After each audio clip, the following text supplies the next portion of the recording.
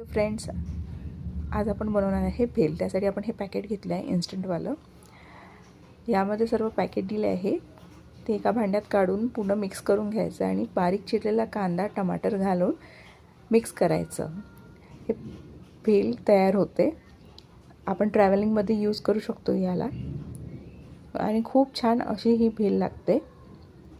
नक्की ट्राय करा. थँक्यू. माझ्या चॅनलला सबस्क्राईब नक्की करा. थँक्यू.